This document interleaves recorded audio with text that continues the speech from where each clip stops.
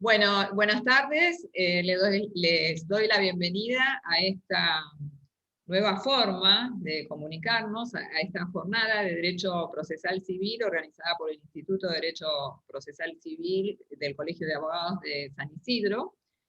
Y hoy tenemos como invitado al doctor Carlos Camps, que es el secretario civil y comercial de la Suprema Corte de la Provincia de Buenos Aires, donde vamos a abordar los temas que tanto nos preocupan en este momento, sobre el derecho procesal electrónico.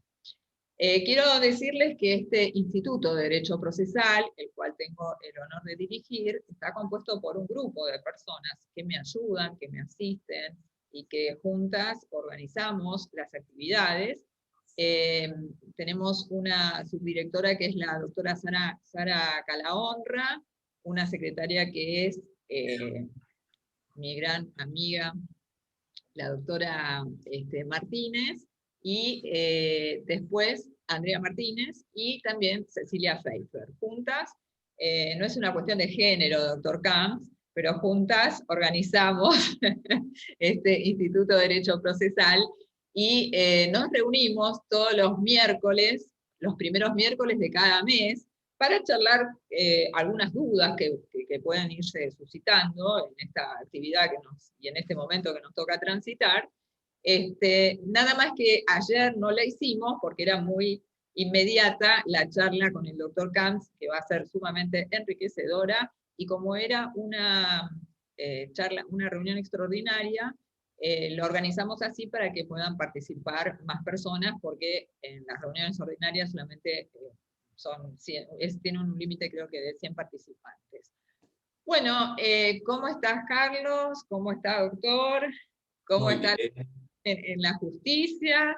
Y me gustaría que, siendo que yo soy bastante fanática de tu código procesal comentado civil y comercial de la Nación y de la Provincia de Buenos Aires, he visto por internet cómo se han reproducido tus obras, especialmente sobre el derecho procesal electrónico. Ahora está por salir la tercera edición del Código Comentado, pero me gustaría que vos te presentes un poquito, para hacerlo un poquito así también, un ida y vuelta, y porque, como dice el doctor Arasi, el público se renueva. Entonces, nosotros te conocemos, pero hay mucha gente que no, o que tal vez te leyó, pero me gustaría que vos te presentes, que nos digas desde cuándo estás en la Corte o en el Poder Judicial de la Provincia de Buenos Aires. Ay, cuánta historia, cuántos años. Bueno, buenas tardes a todos. Muchas gracias por la invitación, Carola. Muchas gracias al colegio y al instituto por la convocatoria.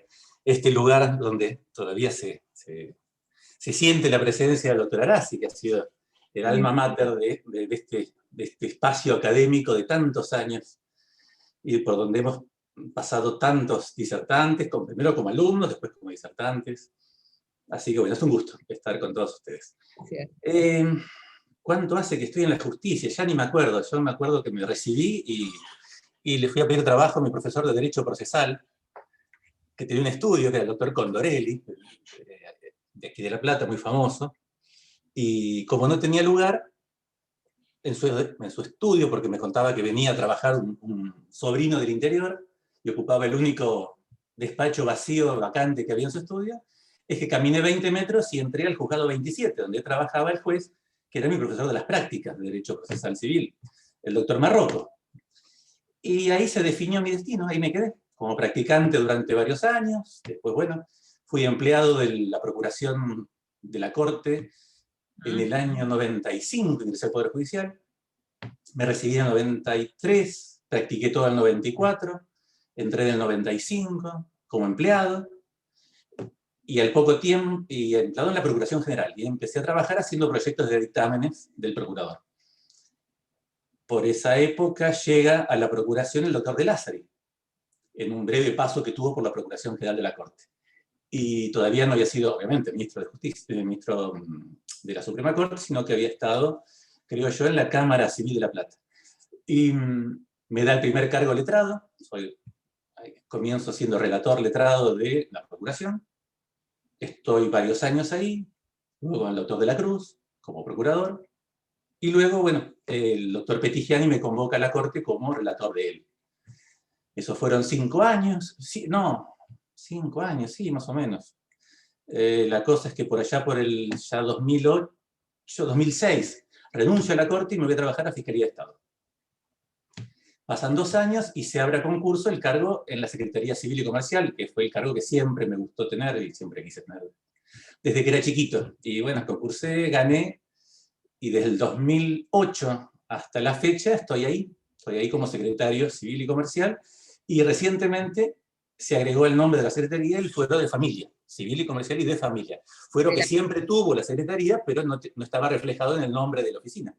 Claro. Y se hizo justicia a todo el sector de procesos de familia que tenemos en la Secretaría, que es mucho, muy importante, y que tiene un trabajo muy diferente al del otro ámbito, el del ámbito civil y comercial patrimonial, digamos. Claro, claro, claro. Así que, y bueno, a la par fui profesor en la Facultad de La Plata, después me echaron de la Facultad de La Plata, así que recalé en la UBA, recalé en los colegios de abogados, recalé en diferentes lugares, y ahora estoy intentando recalar en las redes, así que me pueden buscar en las redes, me van a encontrar en mi página de internet. Así que bueno, esa fue mi breve historia. En el medio, bueno, escribí varias cositas, artículos, libros, y todo vinculado a estos temas, y especialmente, así ya bastante, no por la pandemia, sino mucho antes, me empezó a interesar el derecho procesal electrónico. Y bueno, tengo el honor de contar con hasta ahora el mejor tratado de derecho procesal electrónico argentino, porque es el único. Hasta ahora nadie todavía se ha animado a hacernos competencia, así que por ser únicos somos los mejores. Así que bueno, también recomiendo su lectura, y recomiendo también que se pongan a escribir y hagan competencia, que la competencia estimula el desarrollo y la carrera autoral. Así que bueno, eso es resumidamente.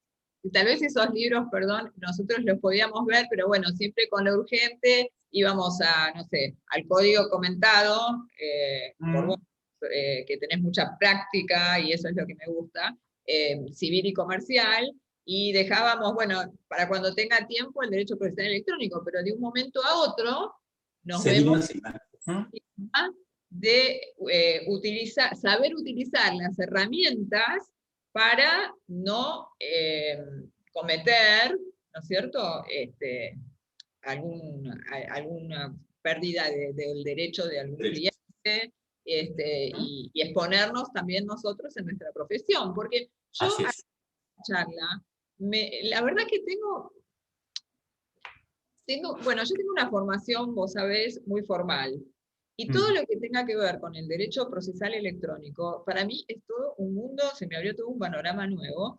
Y además a mí siempre me gustó la inmediatez, porque imagínate, viniendo del riñón del doctor Roland Arasi, que siempre me decía: Carola, vos siempre tomás audiencias, porque en las audiencias te vas a dar cuenta de todo. Y ahora, cuando tomamos audiencias en los abrigos, porque yo estoy en la sala 1 de la Cámara Civil y Comercial de San Isidro, es por Teams, donde no puedo preguntar bien porque el niño se me distrae, donde tienen la tecnología a veces se cae. Entonces, lo que yo antes enseñaba como derecho procesal civil, por ejemplo, ayer que estaba leyendo nuevamente cómo se notificaba la demanda de divorcio, yo digo, pero ¿esto ya quedó obsoleto o sigue? Es decir, estamos en un momento, yo creo que los colegas lo compartirán, que realmente no sabemos bien cómo ejercer la profesión.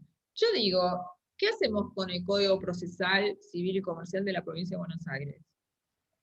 ¿Nos atenemos a lo que dice el código o tenemos que estar siempre buscando lo que dicen las acordadas? Otra cosa que me llega a mí en la sala es que también hay que adecuar las providencias, porque cuando conceden la apelación les dicen que acompañen la copia del 250, cuando ya no es necesario, y piden sino que se declare cierto el recurso. ¿Qué hacemos, doctor? ¿Cuál es la solución a todo esto? ¿Por dónde empezamos? Comprando mi libro, por supuesto. Ese es el primer paso que debe realizarse en estos momentos. A ver, es todo un gran lío, pero a ver,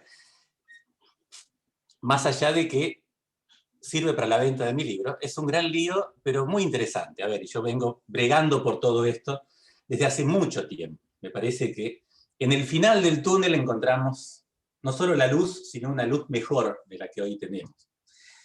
El tránsito no es fácil, el tránsito es muy complejo, y el tránsito en la provincia de Buenos Aires, al menos, se viene realizando desde hace muchos años.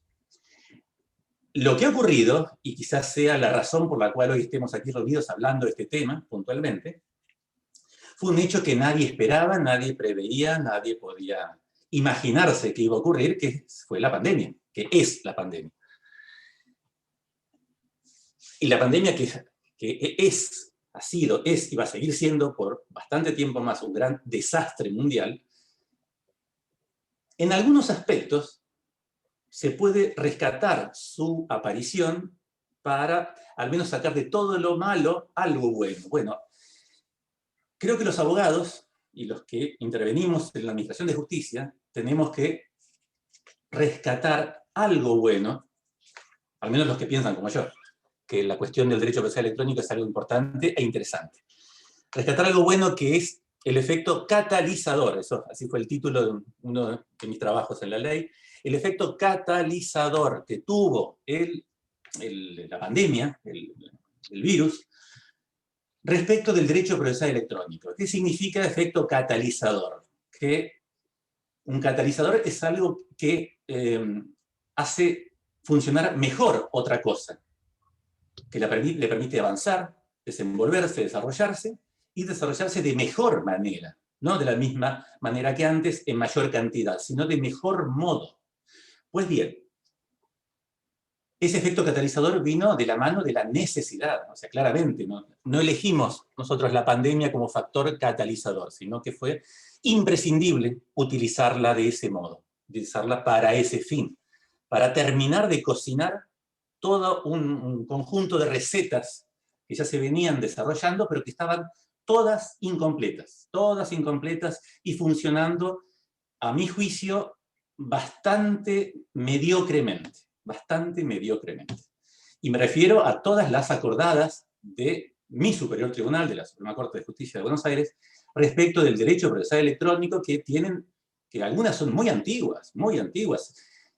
La Corte de Buenos Aires tiene el mérito, que nadie puede desconocerlo, de haber sido pionera, de haber sido el Tribunal de Justicia Superior del país, en este caso de la provincia de Buenos Aires, fue el pionero en encarar la cuestión de la digitalización de los procesos. Fue pionera, yo que he recorrido, de hecho, en mi tratado existe una parte con todos los informes de todas las provincias que cuentan cómo ha sido y cómo es la evolución de los derechos procesales y electrónicos en cada una de las jurisdicciones. He tenido la ocasión de hablar con muchos colegas de todo el país, y claramente la provincia de Buenos Aires tiene varios kilómetros de ventaja en esta carrera, inclusive respecto del propio Poder Judicial Federal de la Nación. Podemos remontarnos a los años 80 para encontrar la primera experiencia en la Corte de Buenos Aires vinculada con la digitalización y el aprovechamiento de las tecnologías digitales para el proceso judicial, con algo muy simple, que hoy es algo que, bueno, quizás más de la mitad de quienes nos estén escuchando ahora no conciben como que no pueda existir. Pero hasta el año 80, los fallos, la jurisprudencia de la Suprema Corte de Justicia, se publicaban en libros, llamada Colección de Acuerdos y Sentencias. Es equivalente a la colección Fallos de la Corte de la Nación. Estos libros de acuerdos y sentencias son libros muy voluminosos, mucha cantidad, muy voluminosos, con mucha información, con básicamente toda la doctrina, todo lo que decía la Corte de la Provincia de Buenos Aires en todas sus materias, en todos sus fueros, estaban incluidos en esas categorías, en esa obra, tanto en la categoría de sentencias como en la categoría de resoluciones interlocutorias. Todo ese cúmulo de información estaba solamente organizado por índices escritos que estaban al inicio de cada volumen, y creo que cada tanto periodo, cada tantos años, salía un libro de índices generales. Pues bien, en la década del 80, el Poder Judicial de la Provincia de Buenos Aires la Suprema Corte, tuvo la iniciativa, a partir de un funcionario muy visionario, que era el doctor Raúl Vogt, un funcionario de la Suprema Corte de Justicia. Y no me acuerdo ni siquiera de qué dependencia formaba parte, porque no existía ni cerca una oficina de información ni de informática. Este funcionario se le ocurrió adaptar a la información de los fallos y de la jurisprudencia del Superior Tribunal un software que utilizaba la UNESCO para digitalizar archivos de bibliotecas. Es decir, reemplazar los ficheros en papel de los libros de las bibliotecas, en general, bibliotecas de cualquier género, por un fichero digital, electrónico. Es decir, que se podía buscar un libro, un título de un libro, por un autor, por una voz, por una palabra determinada, que remitía al título o al tema. Eso que hoy es rudimentarísimo fue revolucionario. Se creó así la base JUBA, Jurisprudencia de Buenos Aires, que todavía como base existe en la página oficial de la Corte, la Provincia de Buenos Aires, pero es un sistema que claramente hoy se encuentra vetusto, porque intenta funcionar al estilo del formato que tenía, como el formato que tenía en su origen, y hoy está superado por otros motores de búsqueda mucho más potentes, mucho más amigables, mucho más rápidos. Pero en aquel momento no había otra cosa que un sistema en DOS, el sistema operativo básico, infrabásico, y que permitía buscar, luego de una carga de fichas, se hizo una base referencial de jurisprudencia. Es decir, no se cargaron porque no daba la capacidad de almacenamiento, los textos completos. No había mecanismos para digitalizar, no existían los escáneres. Así que lo que se realizó fue toda una tarea titánica y del artesano de fichado. Se tomó una política de fichaje de fallos de una época para atrás, y de cada uno de ellos un batallón de fichadores, de abogados, empezaban a extraer sumarios. Esos sumarios se cargaban en la base JUBA, y el buscador de la base JUBA revolvía entre los sumarios. Cuando uno encontraba el tema en tal sumario, el sumario tenía la referencia al libro. Había que ir para ver el texto completo al libro. O la publicación de la ley o del derecho. Pero bueno, creo que en aquel caso se remitía solamente a acuerdos y sentencias. Eso, que hoy es una tontería, creo que ni los nenes en el jardín de infantes aprenderían informática con un software de ese nivel, fue revolucionario. Y fue, creo yo, el hito, la piedra fundamental con la que la Corte de Buenos Aires ingresa en la etapa de la informatización del proceso. La tarea de búsqueda que yo he pasado horas revisando fichas de papel en la biblioteca de la Corte de Buenos Aires, se reemplazaba con un buscador y en pocos segundos encontraba las fichas de las causas que quería. Bueno, eso ocurrió hace muchísimos años. Ya ven ustedes, hace 40 años. Pues bien, los demás poderes judiciales, a partir de esa época, también fueron incorporando diferentes medidas, diferentes institutos, pero siempre la Corte de Buenos Aires fue a la vanguardia, fue adelante, porque arrancó adelante y siguió adelante. Si ustedes se acuerdan, luego de ello comenzó, podemos hablar del inicio del uso de, no sé si fue contemporáneo o un poco después, la utilización del software de gestión de estudios jurídicos, el LexDoctor. Que, si mal no recuerdo, por aquella época empezó a considerarse interesante utilizar en los juzgados el software que utilizaban los estudios jurídicos. El LexDoctor en su origen no era para la justicia, era para los estudios jurídicos, con su agenda, con su profesor de textos, bueno. Pero era tan interesante la forma de trabajar textos, y, a ver, las carpetas que hay en los estudios de abogados podrían ser asimilables a los despachos y al conjunto de despachos y a los expedientes judiciales. Entonces, bueno, se interesó el Poder Judicial por eso y empezó a utilizar ese software, que ya les digo, estaba pensado para un estudio, en los diferentes organismos judiciales. Cuando se vio que eso funcionaba, la Corte consideró que era el momento de generar un software propio. Y este fue otro hito importante en la historia del derecho procesal electrónico en la provincia de Buenos Aires, que lo diferencia de otros poderes judiciales. En la mayoría de los poderes judiciales, las provincias, todavía se sigue utilizando como sistema de gestión judicial un enlatado. Me refiero a un enlatado a un software que se compra a una empresa de software, que ya sea adaptando una suite de gestión de estudios jurídicos o haciéndolo ex profeso, lo realiza alguien externo al Poder Judicial. Mientras que la provincia de Buenos Aires tuvo el desafío de generar ella misma, su corte, el propio software. Para lo cual primero tuvo que crear una secretaría de informática, donde hubiera informáticos que trabajaran a la par de los empleados y funcionarios judiciales para crear este software. Y ese software, que hoy es la base del expediente electrónico, porque hoy el sistema Augusta es el continente del expediente electrónico en la provincia de Buenos Aires, comenzó siendo un sistema de gestión para simplemente anotar los diferentes despachos como índice electrónico, como ocurría con el JUBA, de los despachos que estaban en el papel. Había una referencia de la sentencia en el Augusta que remitía a la sentencia que estaba en el expediente. No estaba el texto ahí, ni mucho menos estaba la misma sentencia como hoy está. Hoy en Augusta están los despachos y están las sentencias, por más que en algún caso alguien sigue imprimiendo algo de eso, la sentencia está en el Augusta. Ahí está la sentencia. Lo otro es una copia papelizada, pero la sentencia como acto procesal electrónico está en el expediente electrónico, que está dentro de Augusta y que no se ve, porque está hecho en bits. Ahora, es una pregunta, porque yo lo que siento desde el punto de vista de la justicia, que estamos los dos, pero que me preocupa por los abogados y por nosotros, porque somos nosotros y ellos los operadores del sistema, es que yo no veo un adelanto. Es decir, yo no sé si es porque no estamos actuando con la practicidad que requiere el sistema.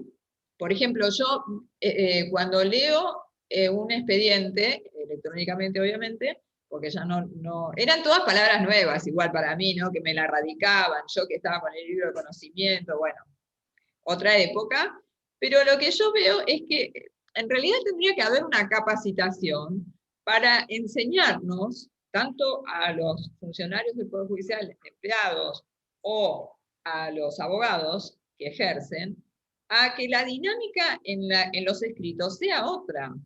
Por ejemplo, yo veo siempre el vicio, que siempre les pedí, me arrodillaba a mis alumnos y les pedía, por favor, que no nos expliquen cuando hacen un daño y perjuicio qué es el daño moral, qué es el daño material, porque siempre nos están, por ejemplo, el otro día en un recurso de apelación me explicaban que era una medida cautelar, la verosimilitud del derecho, que, o sea, ya lo sabemos, no entiendo por qué nos explican cada concepto. Sí, por supuesto, cuando es algo nuevo, como en su caso fue Camacho Acosta, que uno tenía que citar tal vez algún antecedente o de dónde sacaba ese instituto para pedir el anticipo de una sentencia que todavía estaba lejos de dictarse.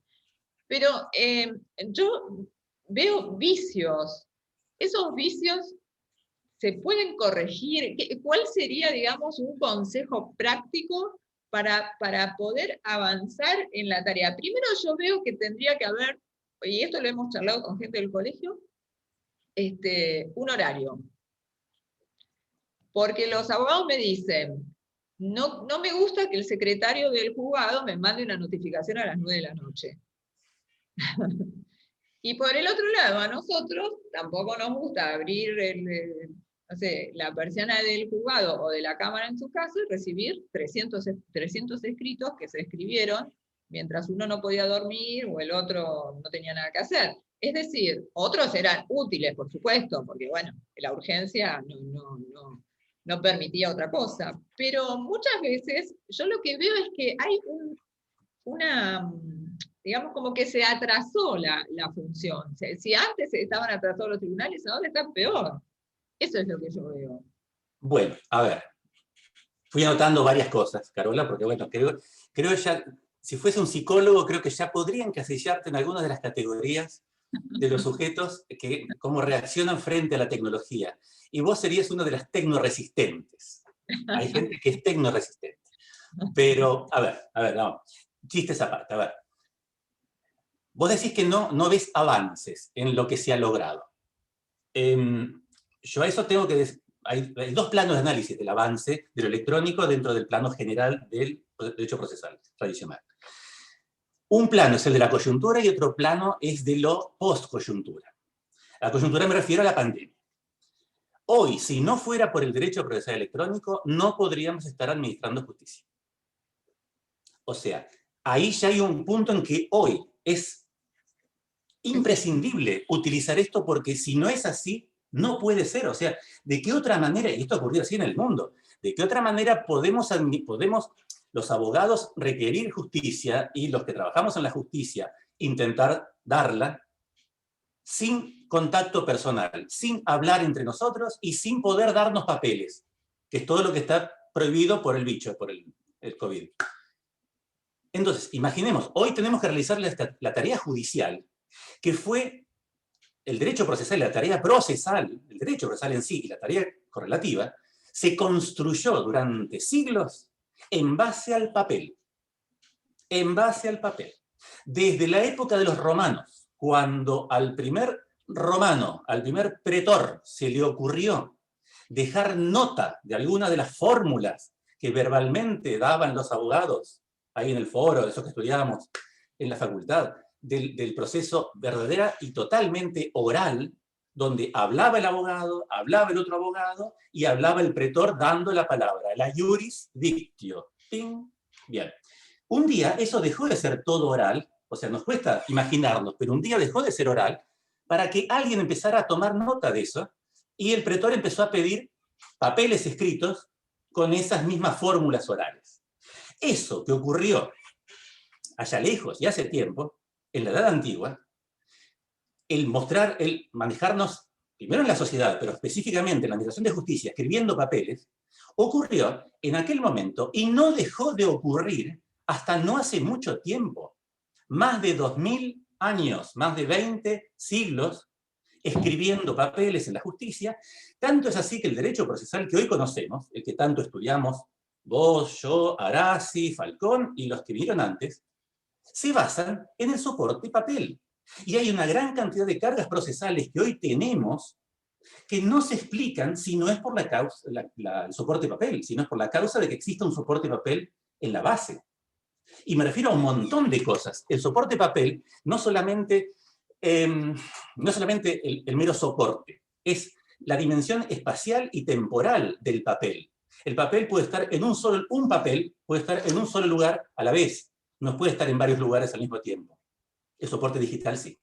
El papel tiene que estar firmado por quien lo suscribe, por quien lo hace, con la firma hológrafa, que era la única que existía hasta hace muy poco tiempo. Que existía con valor tribunalicio. Existían otras firmas, pero no tenían valor tribunalicio. Papel, papel, tinta, papel y tinta. Era lo único que había. Cuando había que hacer una apelación y se concedía con determinado efecto que debía seguirse ejecutando algo en la instancia, había que hacer el legajo del 250. Había que hacer copias para que haya al mismo tiempo una copia en la Cámara y otra copia en primera instancia. Hoy eso no hace falta. Las copias para traslado, las copias para las quejas, todo eso son cargas que hoy no tienen razón de ser. La ampliación, por otro lado, el tema también de la dimensión espacial y temporal. El papel había que presentarlo físicamente en un lugar y en un momento determinado. Ahí vienen los problemas tuyos de los escritos que llegan a la madrugada. Hoy eso no existe más. La ampliación de los plazos por distancia no tiene sentido desde el momento en que yo puedo mandar un escrito a cualquier lugar del mundo, desde cualquier lugar del mundo, al instante. Tanto si vivo a media cuadra, como vivo yo de la corte, como si vivo en Miami. Yo puedo estar litigando en Miami, tener matrícula en la provincia de Buenos Aires, y litigar desde Miami, si esa es mi casa. Eso era impensado. Y a ver, el ejemplo de Miami es un ejemplo extremo y tonto, pero yo, un ejemplo muy concreto y muy cierto y muy grave, es el tema de, vamos a decirlo entre comillas, el negocio de los abogados con sede en La Plata, a los fines de los recursos. Ahora y antiguamente, para los que tienen mi edad o un poco más de edad, se acordarán, para el fuero contencioso administrativo. Hasta no hace mucho tiempo, no hace muchos años, el fuero contencioso administrativo estaba en cabeza, era como decía, originario de la Corte, con lo cual, si había un problema de un concejal o un empleado público de la Municipalidad de San Isidro, el juicio había que venir a hacerlo a La Plata, a la Corte de Buenos Aires. Bueno, eso obviamente con la creación del fuero contencioso se descentralizó, pero quiero decir, los abogados que viven en La Plata tienen, además de la tarea habitual de todos los colegas de toda la provincia, en muchos casos tenían la posibilidad de manejar los recursos ante la Corte por delegación de los colegas del resto de la provincia.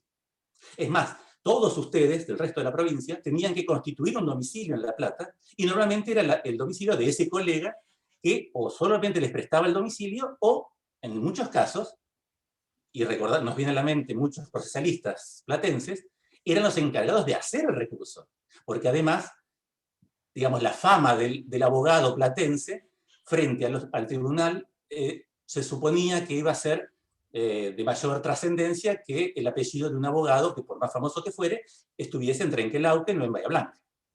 Entonces, ese kiosquito de los colegas platenses, no solamente para prestar domicilio, que en algunos casos se prestaba, en otros casos se cobraba, como además hacer el trabajo de los recursos, porque tenían esa situación, digamos, de preeminencia fáctica frente al tribunal, por estar cerca y por verlos todos los días, y algunos ser amigos de algún juez de la Corte.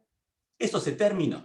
Se terminó. Hoy eso pone en pie de igualdad a todos los abogados de la provincia de Buenos Aires, estén donde estén. Y a lo que voy. Todo eso se vincula con un formato de derecho procesal en base al formato papel del soporte en el cual viaja la información. Cuando eso cambia,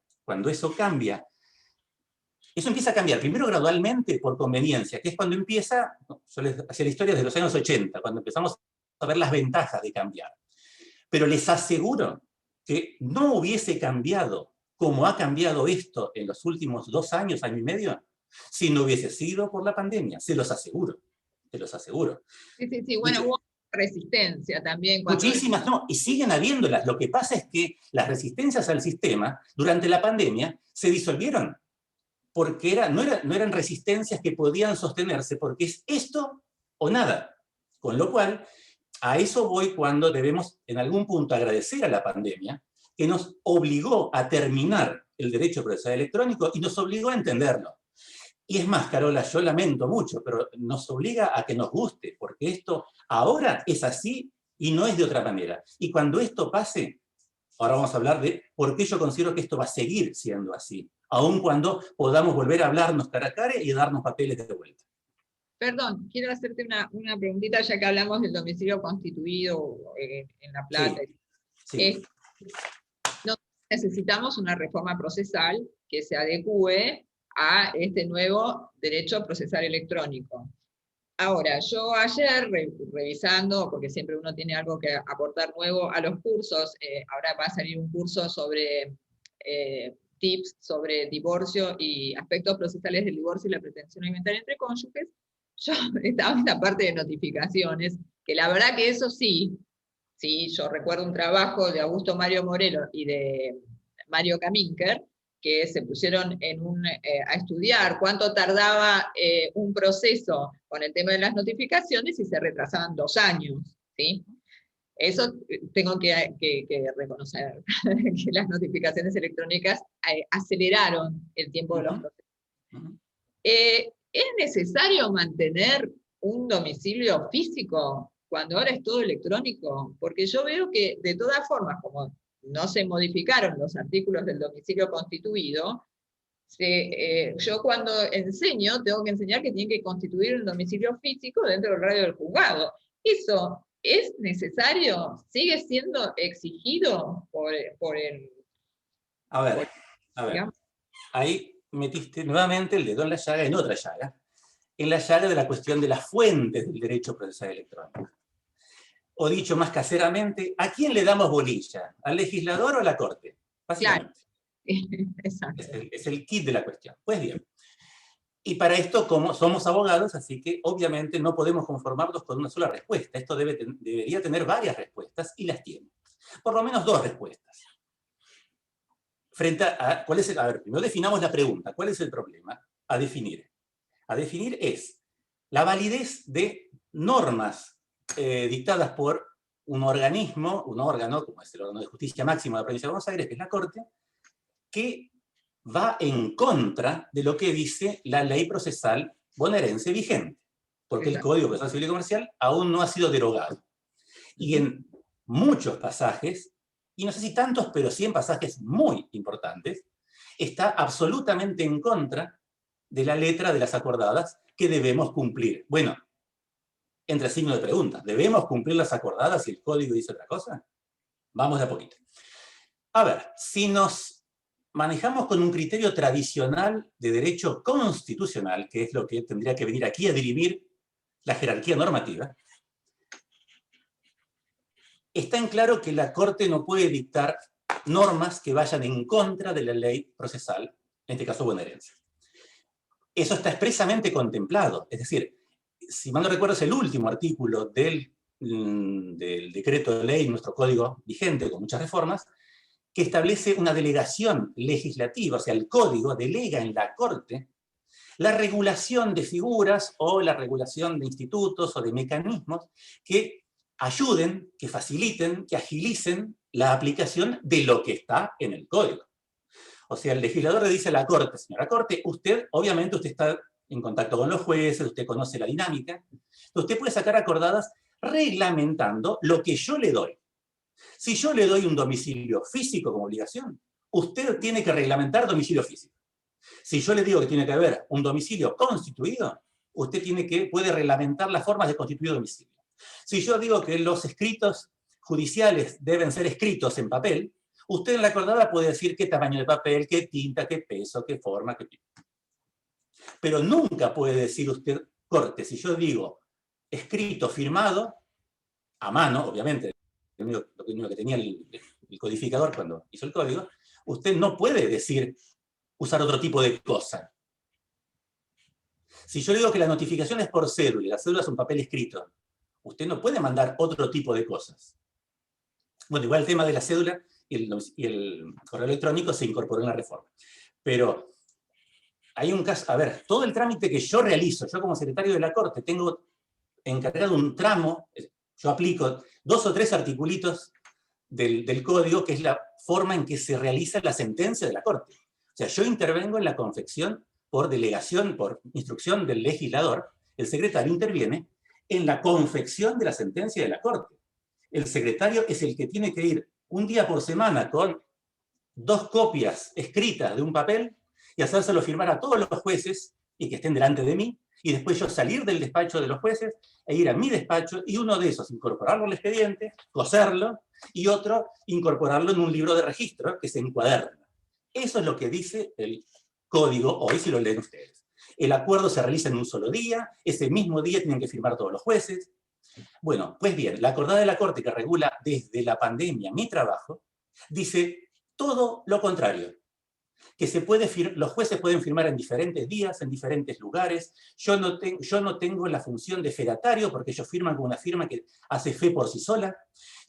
La fecha de esa sentencia no es más la del acuerdo que dice el código, sino que es la fecha que a mí se me ocurre, o sea, la fecha del día y el momento y la hora en la que a mí se me ocurre firmarlo, una vez que chequeo que firmaron previamente todos los jueces. O sea, mi forma de trabajar hoy es totalmente ilegal. Totalmente ilegal. Porque lo que yo sigo es la acordada que me impone mi Corte. Claro, Pues claro. bien, ¿por qué yo le hago caso a mi Corte si por un argumento de derecho constitucional la Corte, las Cortes, los poderes judiciales, no tienen competencia para dictar normas procesales? La competencia constitucional para dictar normas procesales corresponde a las legislaturas provinciales. Eso dice la Constitución, por ser un poder no delegado a la nación.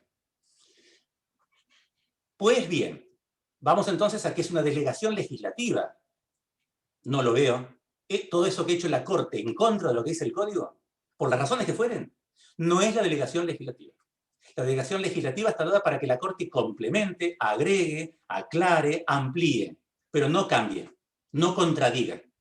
Pues bien. Entonces, si nos basamos en un punto de vista de derecho constitucional y de jerarquía de leyes, tendríamos que estar todos ahora intentando que un oficial de justicia nos agarre una cédula y la lleve en papel primero que te la confronte un juzgado. Después que el oficial de justicia la tome y que la vaya a diligenciar. Y si vos le mostrás el código, ninguno de estos operadores te va a decir, no, yo acá uso otra cosa, uso la acordada de la Corte. Claro. Bueno, ¿qué pasa? ¿Estamos todos en la ilegalidad? ¿La Corte de Buenos Aires ha dado, no sé, un golpe de Estado normativo y está usurpando las funciones de la legislatura? Sí y no. Sí y no. No es una usurpación en los términos, no puede venir a la mente de alguna cuestión de facto o violenta, pero sí es diría yo, un reemplazo por necesidad. ¿Y cuál es la necesidad? La necesidad es que el sistema siga funcionando. La necesidad de la supervivencia del servicio de justicia. Eso es lo que ha llevado a la Corte de Buenos Aires a dictar una reglamentación del derecho procesal electrónico que contradice las pautas de derecho procesal tradicional que están en el Código Procesal Civil y Comercial. ¿Por qué es válido? Porque hoy no hay otra forma. Si hoy no hay este formato, no hay administración de justicia. Y si la provincia de Buenos Aires, por el órgano que fuere, no garantiza la administración de justicia, corremos el riesgo de ser intervenidos. Claro, claro. Pero hay algo más, que va más allá de lo procesal electrónico y que es otra de mis actuales dos pasiones. La otra de mis dos pasiones. Una, el procesal electrónico, y la otra, que es el proceso eficaz. Quizás si alguno de ustedes alguna vez leyó o me ha escuchado a mí antes, o leyó algo mío, verá que yo hace bastantes años que vengo, cual sacristán de amén, repitiendo la necesidad de que tomemos conciencia de que estamos en el marco de una nueva era procesal, que es la era del derecho procesal eficaz. La era del derecho procesal eficaz nos sitúa en un campo, en un terreno, en una época, donde el sistema procesal tradicional que conocemos, el decimonónico, patrimonialista, individualista y hasta patriarcal, para utilizar otro calificativo peyorativo de estos códigos con mucha carga en los tiempos actuales, todo ese derecho procesal que conocíamos, en el cual nos formamos, hoy no es eficaz para todo tipo de respuestas. ¿Y quién dice esto? ¿Lo digo yo? ¿Lo pensé en una noche de mucho festejo etílico? No. Lo dice la Corte Interamericana de Derechos Humanos. ¿Y dónde lo dice? ¿En un librito, en una publicación, en un paper, en un blog? No.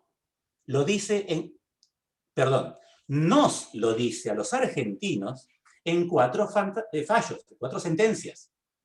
En 4 sentencias condenatorias del país por responsabilidad internacional, la Corte Interamericana nos dice que hemos llevado adelante, en esos 4 casos que llegaron a la Corte, después de pasar por la Comisión, hemos dado lugar a supuestos de procesos que no son eficaces, procesos judiciales que no son eficaces, y por eso la Argentina violó los derechos humanos contenidos en el artículo 8 y 25 del Pacto de San José. Esas 4 sentencias que son muy importantes, ¿y por qué digo solo 4 cuando ustedes piensan en muchas otras de Argentina condenada? Porque solamente me limito a aquellos casos donde la Argentina fue condenada por violar derechos humanos vinculados al proceso judicial no penal. No penal. Hasta ahora he encontrado solo 4. Si hay alguna más, les pido que me escriban a mi mail y me manden la quinta que se me escapó, quinta o sexta. Y las 4 son, muchos ya las deben conocer por haber estudiado en otros ámbitos. La primera de todas, en el año 2011, fue Fornerón, con un juicio de familia, de adopción y de abandono y de supuesta venta de bebés, en Entre Ríos. Fornerón, 1. Primer garrotazo. Segundo, y para mí más importante, de los 4, el segundo caso, que es el caso Furlan y familiares, que son daños y perjuicios de la justicia capitalina, de la justicia de Buenos Aires, de la capital, la justicia nacional ordinaria. Ese caso para mí es el más importante de todo porque es el más paradigmático. El caso Fornerón es muy trascendente, pero para el derecho de familia, que es una porción importante del derecho procesal civil y comercial, pero una porción. En cambio, Furlan es un daños y perjuicios, o sea, el caso emblemático, el juicio emblemático de lo procesal civil y comercial. El tercer caso es el caso Memoli contra Argentina. Eso es un caso de la provincia de Buenos Aires. También es un daños y perjuicios derivado de una acusación calumniosa y hay una medida cautelar. Este es un caso muy importante, no tanto como Furlan, pero sí es importante, porque nos habla que el derecho al proceso eficaz lo tienen no solamente los actores, sino también los demandados. Los demandados también tienen derecho a un proceso eficaz. Vamos a ver ahora qué es proceso eficaz. Y el cuarto caso es un caso laboral que, si mal no recuerdo, viene del Departamento Judicial de vosotros, que es el caso Spoltore. El caso Spoltore es un caso laboral que se origina en los tribunales laborales de allí, de San Isidro, y que luego viene a la Corte por recurso, y lo que le pasó al señor Spoltore es que se quejó ante la Corte Interamericana, que tardaron como 10 o no sé cuántos años para rechazarle una indemnización por discapacidad. Y la Corte Interamericana volvió a condenar a Argentina, eso fue el año pasado, mediante la sentencia del caso Spoltore versus Argentina, en una sentencia de la Corte Interamericana dictada digitalmente. Es la primera de las que hemos tenido nosotros, o contra nosotros, dictada en acuerdo virtual por la pandemia, que también llegó allá. Donde nos condena por haber demorado demasiado en contestarle al señor Spoltore si tenía o no derecho a una determinada prestación por discapacidad. Bueno, tanto duró que murió Spoltore. Se enteraron los familiares si tenía o no derecho a cobrar esto. Estos 4 casos para los que no hacemos derecho procesal penal son la Biblia del derecho procesal eficaz, y que básicamente se sostienen en 2 pautas: en que el proceso deba tener una duración razonable, que duración razonable no es duración breve. Duración razonable es lo razonablemente necesario para dar respuesta a la pregunta que se hace en ese juicio. No siempre es rápido. Puede ser muy largo el plazo razonable. Lo que sí, en ese caso, hay que atender a la segunda pata del proceso eficaz, que es la adecuada respuesta de lo que se está pidiendo. En concreto, si yo tengo un tema que es de muy difícil dilucidación, como por ejemplo un caso ambiental, una contaminación ambiental muy compleja, mucha prueba, muchas pericias, muchos informes, respecto de un vertimiento que está permanentemente en funcionamiento y contaminando, o supuestamente contaminando permanentemente, yo la respuesta de fondo, final, de mérito, no la puedo dar rápida. No la puedo dar rápida. Tengo que tener meses y hasta años de evaluación pericial y de estudios científicos para determinar si eso verdaderamente y el alcance de esa contaminación. Sin embargo, no puedo dejar de dar una respuesta inmediata al cese de la contaminación, con lo cual, acá el plazo razonable se divide entre lo que es la respuesta para garantizar lo inmediato, que es lo que se está pidiendo, que es el drama de la salud pública y de los elementos de la naturaleza, y eso se puede realizar inmediatamente mediante las figuras que lo permiten, como son las medidas cautelares. Y dejamos para el plazo que corresponda, porque debe requerir un plazo mayor, la respuesta de fondo. Entonces, la idea del proceso eficaz se basa en 2 pilares, dicho eso por mí, en base a lo que he leído de estos 4 fallos. ¿Qué es lo que pidió la Corte en resumen y en todos estos casos? Que los plazos sean razonables, no siempre cortos, pero razonables, y que la respuesta de la jurisdicción esté de acuerdo con y quién está solicitando algo. Esto parece obvio, pero no es obvio. Y lean Furlan, porque en Furlan se trataba de un accidente que padeció un chico jugando en un campo de deporte abandonado del gobierno, del ejército. Era un chico, era un menor de edad, que con ese accidente se lesiona la cabeza y queda discapacitado, y siempre fue pobre. O sea, fue un chico carente de recursos, menor de edad, y luego fue discapacitado mental.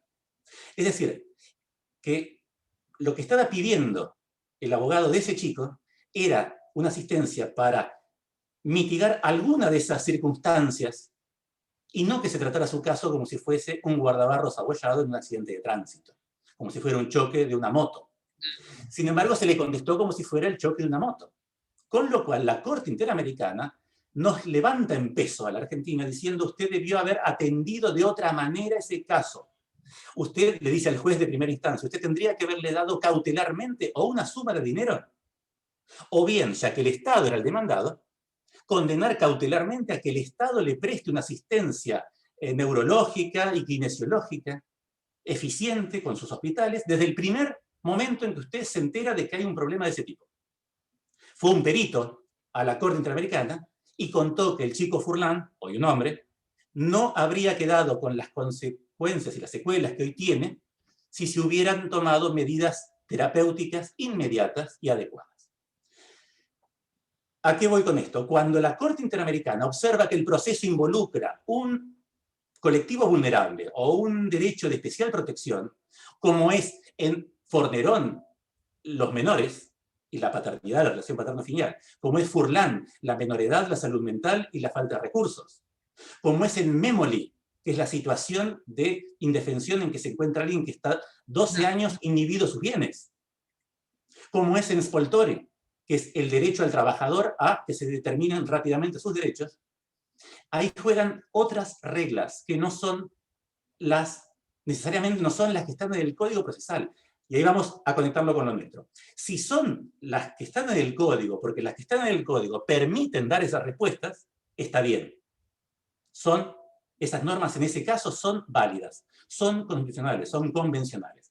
Pero si las normas que están previstas por la ley para ese supuesto en abstracto no sirven para el caso en concreto, deben ser cambiadas. Deben ser cambiadas. Pues bien, volvamos a nuestro tema. ¿Por qué tienen validez las acordadas de la Corte? Porque hizo un cambio de normas, de las normas legalmente sancionadas, adaptándolas a la eficacia, que más que eficacia es a la situación de desesperación de que hoy no puede haber otra cosa. O sea, no es que durante pandemia el proceso eficaz es mejor o peor, es opinable, es lo que hay. Es lo que hay. Porque no se pueden manejar papeles. Entonces hay que hacer los escritos electrónicos. Nos guste o no nos guste. Bien. ¿Qué va a pasar cuando la pandemia pase? Cuando la pandemia pase vamos a poder volver a darnos papeles, darnos besos, abrazos, charlar en el café y hacer audiencias todos juntos. Yo estoy convencido que cuando pase la pandemia, el derecho procesal electrónico va a seguir vigente. Y no por su origen normativo, que son las acordadas de la Corte, sino porque vamos a notar avances. Porque yo sé que vos me has concedido el tema de las notificaciones, que ahorran, y el tema de las notificaciones, sí, te acepto que aceptes ese dato porque es irrefutable, irrefutable. Hoy, un juez está, al mismo momento que firma la sentencia digital, la está firmando, la está registrando y la está notificando en el mismo microsegundo en que hace enter con su token instalado en la computadora. Fíjense ustedes son abogados que litigan, y vienen litigando hace mucho tiempo, el tiempo que esto implica para acortar el trámite. Ahora bien, vos, Carola, como funcionaria judicial, como colega mía, digamos, tenés tu lado de quejas. Yo he escuchado muchas quejas de los colegas profesionales independientes que esto de la notificación instantánea no les gusta. A mí me han planteado su desacuerdo con que no puedan manejar los plazos de notificación los abogados. Te lo aseguro, me lo han discutido. Y ahí yo debo decirles, así como te digo a vos y nos digo a todos los funcionarios, no tenemos un derecho a que se nos manden los escritos cuando nosotros nos conviene o queramos. Si hoy se puede mandar en cualquier momento, hay que mandarlos en cualquier momento. Distinto es que manejemos otro tipo de plazos, que manejemos otro tipo de dotaciones judiciales para ciertos momentos. Yo ya he escrito lo que ocurre el primer día hábil después de la feria de verano, en los tribunales, cuando hay parvas y parvas de escritos para despachar que se acumularon todo el mes de enero. Entonces, antiguamente los escritos para despachar de feria eran 5 o 6 que aparecían el primer día de febrero. Pero hoy son cientos y cientos, que por supuesto se tienen por presentados el primer día. Pero no es lo mismo para el despachante que llega al juzgado y se encuentra en su escritorio con la pilita de 5 o 6 que entraron tristemente en la feria, que encontrarse, seguir abriendo y abriendo escritos, y el tiempo que eso lleva. Pero bueno, es otra cosa. Pero así como no hay derecho a que los judiciales, es mi opinión, obliguemos a los abogados a que trabajen cuando nosotros queremos, cuando hoy pueden hacerlo cuando ellos quieren, tampoco tienen los abogados derecho a manejar los tiempos de la notificación. No lo tienen. No lo tienen. Los tiempos hacen mal al proceso. Si se extienden para el proceso. Si al abogado le falta tiempo, se queja porque le falta tiempo para contestar una expresión de agravios, pues bien, que vaya a través de su colegio de abogados que plantea ante la legislatura una modificación de los plazos del código. Bien, o le pida al juez, le diga, señor juez, usted ahora me notificó muy rápido esta sentencia y la verdad es que los tiempos para apelar, la verdad que, mire lo que es esta sentencia, todo lo que escribió, señor juez, ¿cómo voy a apelar en el poquito plazo que tengo por el código? Así que, y aparte me enteré, recién, hoy mismo que usted lo firmó, me acabo de enterar de la sentencia y me está corriendo el plazo. Usted sabe que yo antes, bueno, venía, me enteraba que estaban acá, la otra parte en algún momento hacía la cédula. Cuando me llegaba la cédula, yo ya tenía armada la apelación. Claro. Sí, Hoy igualmente. no. Entonces, bueno, lo que tenemos que hacer ahí no es dejar en manos de los abogados los tiempos de notificación, de los abogados y de los oficiales de justicia. Es, a lo sumo, ampliar los plazos, ya sea generalmente o en el caso del juez concreto al cual le digo, señor juez, a mí el plazo del código no me alcanza para esta sentencia que tiene 38 hojas. Deme un plazo mayor. Y el juez lo puede habilitar. ¿Por qué no lo va a habilitar? Con lo cual, y este es el resumen, después de la pandemia, el derecho procesal electrónico va a seguir funcionando porque es más eficaz. Es más eficaz. Nos ahorra tiempo, nos ahorra trabajo, nos ahorra esfuerzo. Ahora es una complicación. Y creo que voy a ser un poco cruel, Carola, pero creo que cuando desaparezcamos nosotros, nuestra generación, la generación que nos sigue no tiene ningún problema con las cosas que nosotros estamos planteando, Carola. Sí, Yo he seguro. tenido colegas que me plantean que no les gusta leer en pantalla. Ese es el argumento que me han planteado muchos colegas judiciales para Ahora, oponerse a la firma electrónica y a la sentencia electrónica. Voy a tener, algunos camaristas me han dicho, y algunos jueces de corte también.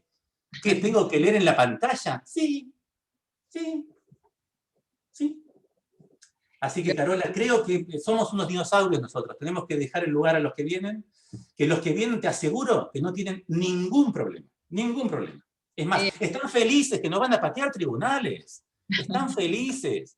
verdad, los abogados se adoptaron mejor que el Poder Judicial. Sí, sí, sí, Yo sí, estoy sí, a abrir, sí. por supuesto, lo hemos charlado antes de esta charla, que vamos a hacer un curso para el cual vas a ser convocado sobre derecho procesal electrónico, y los invitamos a todos los que hoy nos acompañan para participar de ese curso, empezando de cero, de lo básico, como tendría que haber empezado siempre, de lo básico.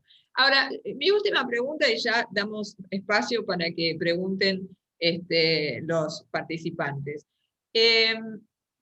¿No se deshumaniza un poco el proceso? Porque ese es mi miedo. No sé si es porque yo estoy encargada de hacer los proyectos de familia en la sala, pero de alguna manera el doctor Arasi, me acuerdo que siempre me decía, Carola, vos siempre toma audiencias. Toma audiencias porque ahí vas a ver qué es lo que pasa. Entonces me contaba él, por ejemplo, que siempre llamaba audiencias cuando él estaba en la cámara, ¿Mm? y decía, señora, ¿el señor le pagó o no le pagó? Y la mujer le miró para otro lado y dijo, pregúntele a mi abogado. Dice, yo ya tenía hecha la sentencia. Esas cosas, esas vivencias propias que uno tiene en una audiencia, esa parte humana que uno ve al chiquito si le están diciendo lo que tiene que decir o no por el Teams y todo, ¿no se pierde un poco? Sí, pero ¿está bien que se pierdan o no está bien? Yo diría que depende, como todo, en la vida y en el derecho. Depende. Si yo, o sea, imaginemos una vez que pase la pandemia y que yo tenga la posibilidad como juez de hacer una audiencia de un formato o de otro. Después yo voy a poder elegir. Cuando pase la pandemia yo puedo o reunir a las partes delante de mí o hacerla por Teams. Bien. Si yo tengo la audiencia que acabas de describir, por supuesto que lo voy a hacer personalmente, porque yo quiero ver esa cara y es importante saber esa reacción y eso. Pero escúchame, Carola, si vos sos el mismo juez, que en vez de tener esa audiencia para tratar de avenir a las partes en ese tipo de procesos, fijás una audiencia de testigo de un testigo que vive en Salta. Y en vez de dejar que el juez de paz de Salta le tome el testimonio, y No, vos totalmente. leas eso, ¿no podés abrir un Skype y mirarlo al testigo a la cara y decirle, señor salteño, estoy recontra lejos, pero usted cuénteme cómo fue el accidente que vio en Buenos Aires cuando vino a pasear a la rural, qué sé yo, no sé. Sí, sí, sí, sí, sí. A ver, a lo que voy. La eficacia procesal es caso por caso. La audiencia virtual va a ser válida cuando sea eficaz. Y nadie, creo que ninguna cámara de apelación, quiero decir, mi corte, podrá negar que una audiencia de testigo de ese tenor que solamente preguntar y responder, es eficaz hacerla remota y no delegarla en el juez de allá. Mientras que la audiencia en la que hay que percibir una emoción, una reacción, eso yo la puedo hacer virtual, pero si tengo la oportunidad de hacerla presencial, un asesor de incapaces puede apelarme esa adopción de medida probatoria. Y oponerse, decirle, no, señor juez, yo quiero que a mi asistido lo escuchen cara a cara, no a través de una camarita. Porque no es eficaz escuchar a un chico a través de una camarita. La clave pasa por la eficacia, Carola. Claro, y lo que te sirve en un expediente y para un caso, no te va a servir para el otro, pero vas a contar con él. En la mayoría de los casos, en muchos casos, los testigos hablan cara al juez y no precisan ninguna interacción de nada. Yo le puedo tomar el testimonio al testigo estando lejos. Ahí está el tema de la falta de influencia en el testimonio. Ahí está el tema de la falta de influencia, o sea, la necesaria autonomía del testigo y que nada influya en su testimonio.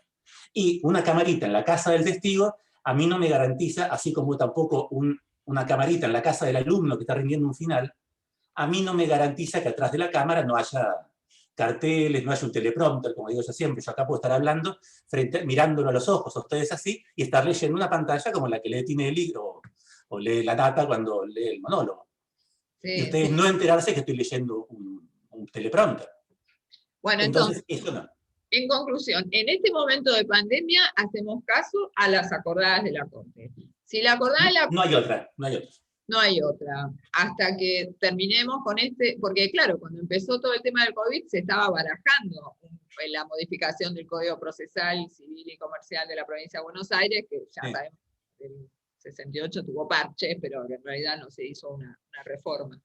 Pero, bueno, entonces tenemos que empezar de cero, pero yo creo que a mí el doctor Arasi, cuando me honró con proponerme como directora del Instituto de Derecho Procesal, yo aprendí del doctor, y le quiero decir a todos nuestros colegas, porque el doctor y yo somos funcionarios, pero primero somos abogados, que dentro del Colegio de Abogados, que me honró con esta designación, yo quiero que el Poder Judicial y ustedes como letrados, que son auxiliares de la justicia, trabajemos juntos.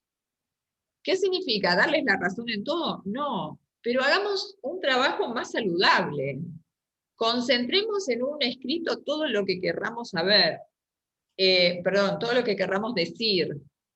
No apelemos una intimación porque no es apelable, van a perder tiempo. No recusemos con causa si no tenemos las pruebas.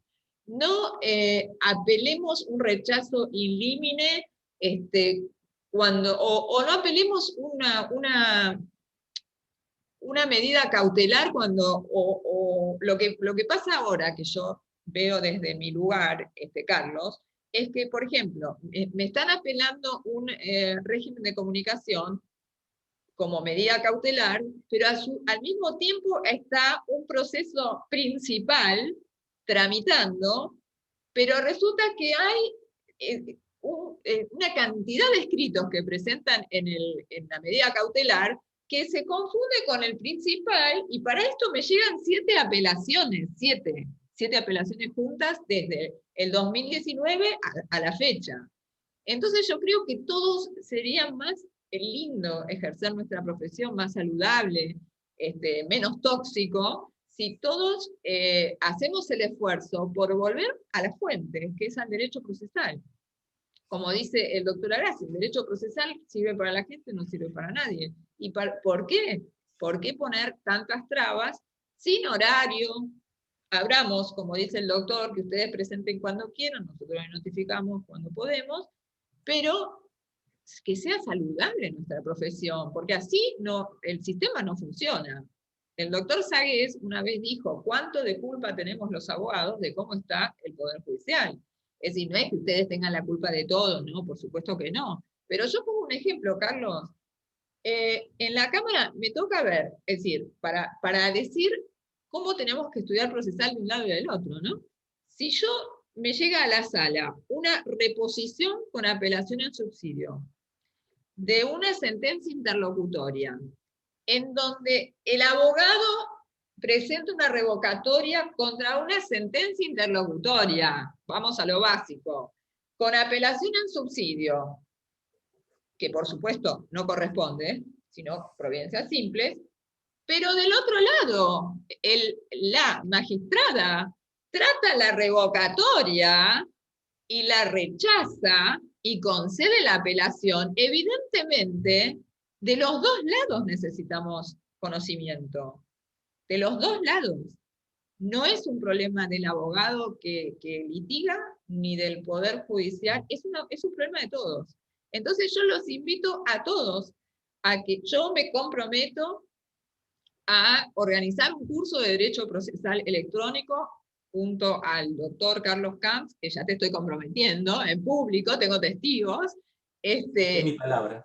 Empecemos de cero, para poder comprender y para poder llegar a un proceso eficaz y a una respuesta que puedo o no estar de acuerdo, pero que sea, como dice Peirano, yo quiero que el ropaje del juez sea un juez abierto a todas las nuevas, la jurisprudencia, los nuevos institutos que están apareciendo, pero también que despojado de toda estructura, que adecúe su solución al caso concreto, y es, como vos decís, un proceso eficaz.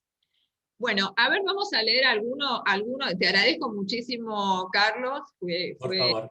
Entonces, la verdad que ahora se me tornó apasionante el tema. Es que es apasionante, podríamos estar horas y horas hablando de esto.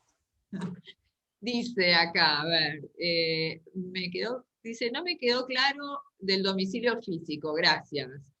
Y lo que quiso decir el doctor es que como la Corte no se refiere al domicilio físico, a ninguna acordada, entonces por ahora sigue teniendo vigencia el artículo del Código, el 40, que nos dice que tenemos que constituir un domicilio dentro del radio del juzgado. Lamentablemente vamos a tener que seguir pagando ¿cómo se llaman? Los casilleros, a pesar de que ahí no nos va a llegar nada. Permíteme, Carola, eso es muy interesante en el tema de, a ver, que yo hable de la validez de la coexistencia de las dos regulaciones, de la Corte y la del Código, no quiere decir que esté hablando para nada. Obviamente, ya no más con plantear ese panorama, estoy planteando una falta de sistematicidad normativa que es gravísima y que genera gravísimas confusiones. Eso, estoy leyendo aquí las preguntas y en varias de ellas mencionan la situación de incertidumbre que se genera cuando tenemos dos fuentes normativas para hacer lo mismo, y que para darle validez a una de esas dos fuentes normativas no alcanza con tener la Constitución, sino que hay que explicar todo esto otro. Claro, Digan ustedes que, hasta lo que sé, ningún juez, no sé, no recuerdo algún caso, pero quizás pudo haberlo habido, no recuerdo, ningún juez se ha alzado en contra de la Corte y no ha considerado aplicables sus acordadas. Pero un juez muy apegado a un constitucionalismo estricto podría haber hecho alguna objeción, que no la he escuchado. Sí la he escuchado de los abogados. Y esas objeciones de validez de las normas de la Corte, de las Cortes, porque también fue cuestionada la validez de las normas, de las acordadas de la Corte de la Nación al respecto, fueron resueltas de manera bastante curiosa por ambos tribunales. En el caso de la Corte Nacional, al pedido de inconstitucionalidad de las acordadas de la Corte de domicilio electrónico, le respondió el mismo cuerpo con la misma integración que tenía cuando dictó la acordada cuestionada, diciendo que ahí no se observaba ningún tipo de inconstitucionalidad. Muy bien, eso hizo la Corte de la Nación. La Corte de la Provincia de Buenos Aires, frente a una declaración, una demanda originaria de inconstitucionalidad, que es la vía procesal que tenemos en la provincia de Buenos Aires para atacar normativas generales como son las acordadas de la Corte, le contestó que era una cuestión que tenía que ser ventilada en primera instancia en el contencioso administrativo. Así que fíjense los malabarismos de los superiores tribunales para no entrar en este punto cuando yo creo que hay argumentos. De hecho, hoy creo que he dado varios argumentos de derecho constitucional y de raigambre convencional para contestar los argumentos en contra de la validez de las acordadas de la Corte en estos casos concretos Claro, claro. cuestión electrónica. Pero sí, hay una cuestión de mucha confusión y era mucho mayor antes de la pandemia. La pandemia, por suerte, en este punto, generó una labor de la Corte de Buenos Aires que puso las cosas en su lugar. Acá se sucedieron discusiones absurdas, de acuerdo a las pautas normales y racionales, en algunos institutos procesales, como el famoso sainete de la firma del abogado patrocinante de una parte que no tiene firma digital, ni firma electrónica. Eso fue un sainete que tuvo todo tipo de episodios, desde acordadas de cierto presidente de la Corte que prohibió el ejercicio por patrocinio, o sea, escandaloso, escandaloso, hasta todo el sainete que ocurrió después con la famosa carta poder digital. Es decir, la carta poder valía, si era lo mismo que un poder, si era una carta poder, si era qué. Luego, ¿qué pasó? A algún cráneo se le ocurrió, hay un artículo que dice que las providencias, los despachos de mero trámite pueden ser pedidos por escritos sin la firma de la parte. Entonces, los escritos de mero trámite pueden ser firmados por el patrocinante sin la firma del patrocinado. Entonces, ¿qué podemos hacer? Porque lo que queremos es firmar más cosas que las de mero trámite. Bueno, ampliemos el concepto de acto de mero trámite para ver sus peticiones hasta dónde podemos llegar. Y se llegó en la provincia de Buenos Aires a hacer una encuesta popular. Y están tan orgullosos mis jueces actuales de la Corte, bueno, los que van quedando, que de eso que hicieron, que está todavía en un micrositio de la página oficial de la Corte de Buenos Aires, esa experiencia que la muestran con bombos y platillos, y que no fue otra cosa que preguntarle al vecino de a pie si la contestación de una demanda es un acto de mero trámite. Si el planteo de la expresión de agravios es un acto de mero trámite. Eso, pero se lo juro por mi hija, vayan a verlo. Está en un acordado de la Corte y estuvo puesto durante 2 o 3 meses, no me acuerdo qué año, en la página de la Corte para que todos opinen. Sí, sea abogado, no. O no. Y por suerte, la mayoría de los que opinaron dijeron que el traslado de demanda no es un acto de mero trámite, entonces, no, eso no podríamos incluirlo. Pero en base a eso, se hizo la acordada que aún hoy nos rige. Hoy hay una acordada en la provincia de Buenos Aires que pretende establecer un catálogo de actos de mero trámite por definición. Y termina diciendo, y todo otro acto que fundadamente considera así el juez. Y esas acordadas las firmaron Gitters y De Lázari. Claro. Y yo le dije en su momento a De Lázari, doctor De Lázari, y aparte fue un insulto para mí como secretario civil y comercial de la Corte. O sea, yo podía perfectamente, con la doctrina de ellos, que yo la trabajé en todas las sentencias que he firmado, explicar y fundar cuándo un acto es de mero trámite y cuándo no. Claramente no hacía falta una encuesta popular. Claro. Y mucho menos que la gente le diga a De Lázari y a Gitters que es un acto de mero trámite. A mí me pareció bochornoso, vergonzoso, escandaloso. Sin embargo, es sostenido como uno de los mayores triunfos en la era de la normatividad cortesana. Y ese capítulo bochornoso de la firma terminó siendo solucionado de un plumazo por donde debía haber empezado el problema, o la solución del problema, que es con la acordada que constituye al abogado en depositario del original cuando lo manda escaneada la firma del cliente al juzgado. Tan difícil era eso. Lo veníamos diciendo por escrito hace años. Y tuvimos que pasar por todo ese camino que les acabo de contar, que no insumió menos de 5 años. Menos de 5 años. No, y además aparecen otras cosas, y ya con esto vamos cerrando, porque yo sé que voy a leer algunas preguntitas, pero alguien que dice unifiquen criterios en el tema de las notificaciones, y yo también estoy de acuerdo con eso, porque yo, a raíz de que estoy actualizando cosas en este curso de aspectos procesales del divorcio, veo que en muchos juzgados, saquemos la violencia familiar, que es algo urgente, que la urgencia es lo más importante antes de cualquier otro valor. El trámite, sí. ¿No es cierto? Vamos a los casos de alimentos, de periodo unilateral del divorcio, realmente que se habilite. Por suerte hay una corte un fallo de alguna cámara de la provincia, pero realmente que se habilite a notificar por WhatsApp un pedido de divorcio unilateral, a mí me crea inseguridad jurídica. O sea, yo en la seguridad jurídica he puesto todo. Es decir, dentro de la igualdad, bilateralidad y congruencia, como se enseña el doctor Arasi, todo. Ahora, cuando ya empezamos a ser legisladores, ¿no? Porque antes los abogados se quejaban, y con razón, de que cada juzgado tenía su librito. Y ahora cada uno va a interpretar diferente cómo notificar una demanda. No hablemos de algo urgente como es, por ejemplo, el tema de la violencia familiar.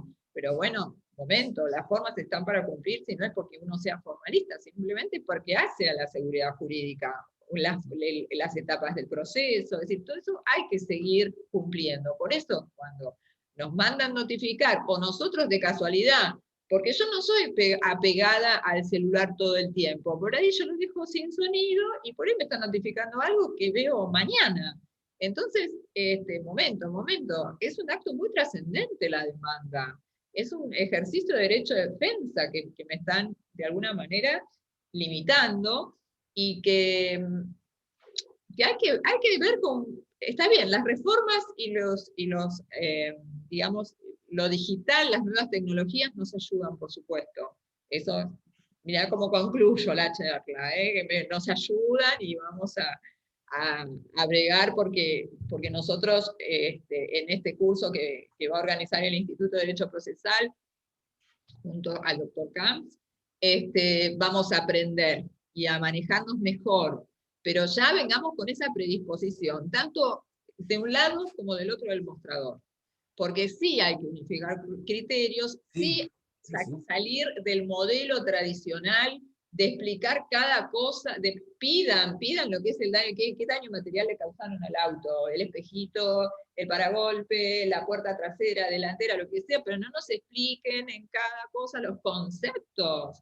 Yo tengo, por ejemplo, una carpetita que dice lo que no hay que hacer, ¿no? Que mis alumnos, si hay alguien escuchando, pues no veo a muchos, y empiezan con los vicios redivitorios, el letrado, hablando de los romanos, de cómo se llamaba la institución, imagínense, hasta llegar hasta nuestros días. O sea, no es necesario, nosotros ya sabemos. Ahora, cuando es una cosa nueva, ok, está bien, citen un fallo, pero si no, seamos más prácticos, vayamos, como dice el doctor, derecho procesal eficaz. Seamos claros, precisos, concretos, en el título pongan todo lo que necesitan, todo lo que quieren, todo lo que están pidiendo en el escrito, para que nosotros, funcionarios, para que nosotros, empleados judiciales, porque en realidad, Carlos, el primero que lee la demanda es el empleado. Entonces, si uno no le pone contesta demanda, reconviene, el que despacha va a decir, téngase por contestar, se va a fijar nada más si es en tiempo y forma, téngase presente, por agregado los bonos, qué sé yo, pero no les va a decir de la reconvención traslado, porque ustedes no lo pusieron en el título. Entonces, hay muchas pequeñas cosas que, como vos, Carlos, y yo somos prácticos, hay que aprenderlas. Y eso no, pero eso, hay letrados que son muy prácticos, y hay otros que no, que realmente es una tortura leer el expediente, el escrito. Entonces, por eso les digo que me parece que, primero les agradezco que hayan estado en esta charla, porque es una charla con el doctor Camps, que tiene tanta experiencia en el Poder Judicial, y es sumamente práctico, por eso me gusta invitarlo. Y hagamos este curso que yo les estoy proponiendo, que ya se van a enterar por el Colegio de Abogados, y tenemos que disponernos a estudiar. Una vez Berizón se nos mandó a todos a la facultad. Dice, tenemos que volver todos a la Facultad de Derecho. Y bueno, yo les digo, no a la facultad, vamos al Colegio de Abogados en forma virtual, sin movernos en nuestras casas, para ver si podemos mejorar y hacer que los procesos duren lo que tienen que durar, pero no más. ¿Les parece bien? Bueno, Carlos, te tengo que liberar porque vos tenés que dar un curso. A todos los que vinieron y nos acompañaron hoy, les agradezco. Los invito a que todos los miércoles primeros de cada mes, se sumen con nosotros, con Sara, con Andrea, con Cecilia, a charlar temas de derecho procesal. La Cámara ha sacado un par de plenarios, y también hay jurisprudencia departamental, y con vos, Carlos, voy a hablar en forma privada para que organicemos este cursito que tanto nos... Un segundito, te pido un favor. Un aviso parroquial. En la página de la Corte de Buenos Aires acabamos de publicar un cuaderno de doctrina legal de Derecho Procesal Electrónico, donde está reunido todo lo que ha dicho la Corte de Buenos Aires por vía de jurisprudencia, o sea, no a través de acordadas, eso ya las conocen, sino a través de fallos y resoluciones de las 4 secretarías. E incluso hay despachos simples y algunas interlocutorias también vinculadas con el tema. Les aviso porque es muy interesante y se descarga, es un PDF que está disponible en la página de la Corte. Es www.scba.gov.ar. Sí. Me voy a la página, perdón, Sí. Vas a la página de la Corte, donde dice jurisprudencia, desplegas, ahí dice cuadernos de doctrina legal, desplegas, y hasta ahora creo que hay 4, los 4 que hemos hecho en los últimos años. El último es este PDF de doctrina legal del proceso electrónico. Ajá. Bueno, vamos a hacer eso. A los demás les agradezco muchísimo que nos hayan acompañado esta tarde, pero bueno, no se movieron de su casa, sigan cuidándose, y a vos, Carlos, te agradezco realmente de corazón que hayas aceptado estar con nosotros esta tarde, ¿eh? El gusto es mío. Muchísimas gracias. Gracias a todos. Hasta luego. Hasta luego.